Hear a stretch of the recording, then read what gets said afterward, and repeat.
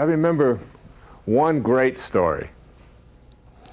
I practiced this meditation, and this meditation involves a sound, repeating this sound, the sound of God, as Muktananda talked about, endlessly repeat his name over and over again, with inwardly and outwardly. The sound of Ah, the sound of God, which is talked about in the later part of the program.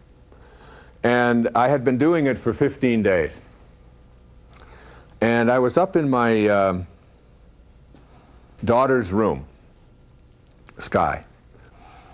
And she said, Dad, one of the light bulbs in the light fixture, which also is a part of a fan above her bed, and it has 4 lights in it. She said, one of the light bulbs is out. Would you come up and change it? Now, my kids are usually very nervous about this sort of thing because I have already established myself as someone who can't do these kind of things. All right? And if I do, horrible things are going to happen. Not because I don't have the talent, but because I have figured out if everybody believes I can't do this, they won't bug me about it. All right?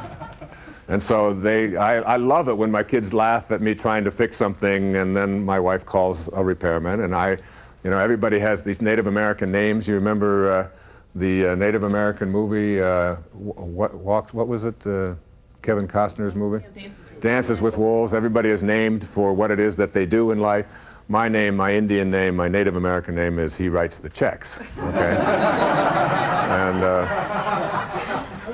so I like that, by the way. That's the name I want to have, all right? I mean, I don't want to be cleaning up the garages and fixing tables and, trying to get when the tire is flat. I get a new tire. That's fine. That's sort of the way I've done that, all right? So, anyway. So I went up to her room and I said, this is something I can definitely do. I definitely can change a light bulb, all right? So I got up there and I started turning the light bulb. And I turned it, and I turned it, and I turned it, and nothing was happening. It just seemed to be getting tighter and tighter and tighter and tighter, you know? And I just kept turning it and losing a little more force, and I would turn it a little harder and a little harder. Eventually, I turned it, and the whole thing snapped. And there I was holding a piece of light bulb with sort of shattered glass, and the metal part was still up there in the socket.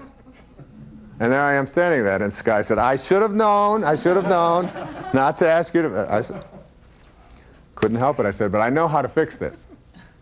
I said, honey, go downstairs and get a pair of needle-nose pliers. And we'll get that socket, we'll reach up in there, and we'll get it out of the socket. We'll get a hold of that little piece of metal, and we'll turn it, and that will, and then we can replace the light bulb. It's not a problem. So she went downstairs, and she came back up. She said, we don't have any needle-nose pliers. I said, here we go, the cookie thief. I said, we have needle-nose pliers. Don't tell me we don't have them. I know what they are and where they are. And I went down, and of course, I couldn't find them. So I let it go, and I just said, we'll get a new fan. He writes the checks, right? So the next morning, I went out and I went running. Now, I've been doing this meditation for 15 days, this meditation that's on this program that we'll be doing tomorrow. And as I finished my morning meditation, I then went for a run. And I ran about 12 or 13 miles, which I do almost every single day. Just get out there and run. It's just something that I love to do early in the morning.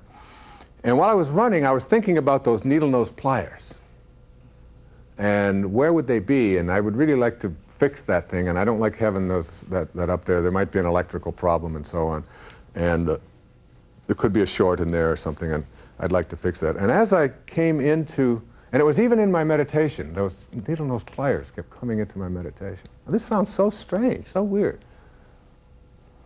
I pulled into the driveway after my run and after my meditation, and there on the driveway was a brand new pair of needle-nose pliers with yellow handles. Brand new, which we had never had before. They were just on the driveway. So I picked them up, and I looked at them, and I went, it's like when when these things happen, you go, whoa. booga, booga, booga, you know, like, what's going on here? Guruji, this teacher, this brilliant, enlightened, what I call non-dual being, I'll explain that later, had told me that if I practice this meditation, what will begin to start showing up in your life is that whatever you put your attention on will begin to show up. He said, it will happen. This is like the secret of manifesting. Even though you don't understand it and your rational left brain says, no, no, no, no, no.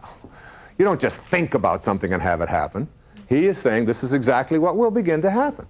So I took those needle-nose pliers and I took them in and I showed them to my wife. I said, can you believe this? And I called Sky down. I said, we do have needle-nose pliers. She said, we didn't have those before. I said, I know. I manifested them. You know, I was like acting like really superior, right? So I went upstairs. I turned the electricity off, just in case you were thinking I wouldn't do that.